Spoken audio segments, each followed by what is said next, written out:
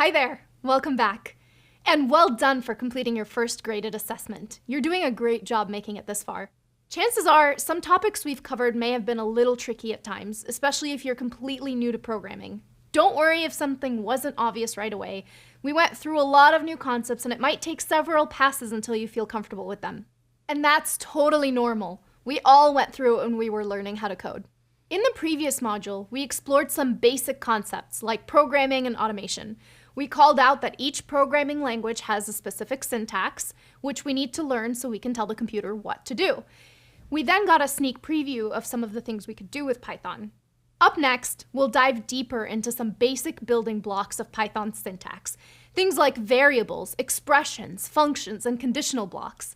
At first glance, these pieces may seem pretty simple, but when we start to combine them, they become a lot more powerful. Understanding a programming language's syntax isn't too different from learning a spoken language.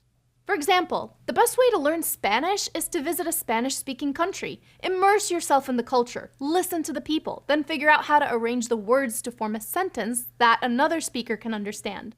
The same is true for programming. When you immerse yourself in Python programming, you'll learn how to formulate statements of code that the computer can understand. This is called syntax. Okay, so as you go through the next few videos, keep in mind that our main goal is to learn the language's syntax. So we'll focus on how to tell our computer what to do, not on how to get it to do complicated tasks. Like before, we'll run through some simple exercises to help you see the concepts in action. And as you pick up the new skills and get to grips with different tools, we'll start to write more advanced scripts that tackle more challenging problems. Again, if at any point you feel confused or that something just isn't clear, remember, you can watch the videos and take the practice quizzes as many times as you need. The key to getting good at programming is practice. Practice and practice.